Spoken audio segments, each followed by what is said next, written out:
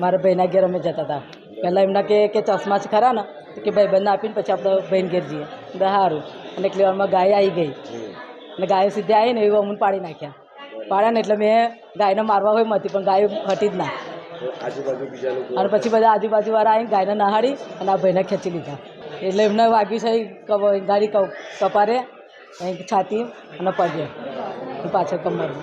વડોદરા શહેરમાં જે રીતે ગાયોને દૂર કરવા માટે વડોદરા મહાનગરપાલિકા લાખો કરોડો રૂપિયાનો ખર્ચો કરે છે, ગાયો પકડે છે, પરંતુ આજે જોવા જઈએ વડોદરા શહેરના ખોડિયારનગર 4 રસ્તા પંચમ એલાઇટ પાસે એક ગાય ગાંડી થઈ ગઈ ને 2 વ્યક્તિને એટલો મૂઠમાર માર્યો છે અને એક વ્યક્તિને અત્યારે 108 દ્વારા હોસ્પિટલ ખસેડવામાં આવ્યો છે. ક્યાંક ને ક્યાંક ગાયો જે બપોરે આજે છોડે છે અને છોડવાના કારણે ગાયોને ખાવાનું મળે છે કે નહીં, કે આપે છે કે નહીં, અને ગાયો ક્યાંથી આવે છે એ હવે કોર્પોરેશનનો વિષય છે. પરંતુ જે રીતના આજે ગાયો હુમલો કર્યો 2 વ્યક્તિ પર અને 2માંથી એક વ્યક્તિ ખૂબ જ ગંભીર રીતે ઘાયલ છે, 108માં મોકલે છે, એક વ્યક્તિ બચી ગયો છે.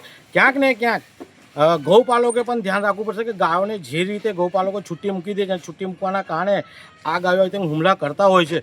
તો ગૌપાલકોને વિનંતી છે ગાયો છોડો ત્યારે ગાયોની સાથે રહેવા જોઈએ, નહીં તો વડોદરા મહાનગરપાલિકાને પણ વિનંતી છે આજે રવિવાર છે તો રવિવારે તમારી કામગીરી ચાલુ છે કે બંધ છે. ક્યાંક ને ક્યાંક ગાયોના કારણે અકસ્માતો થઈ રહ્યા છે, રોડ અકસ્માત થઈ રહ્યા છે. સાથે આવી રીતે ગાયો જો હુમલા કરશે તો માણસો ગાયોથી એટલા ગભરાશે ન પૂછોની વાત. અમારી એક જ માંગ છે કે ગૌપાલકોને પણ વિનંતી છે ગાયો જ્યારે બહાર કાઢો ત્યારે ગાયોની સાથે રહો.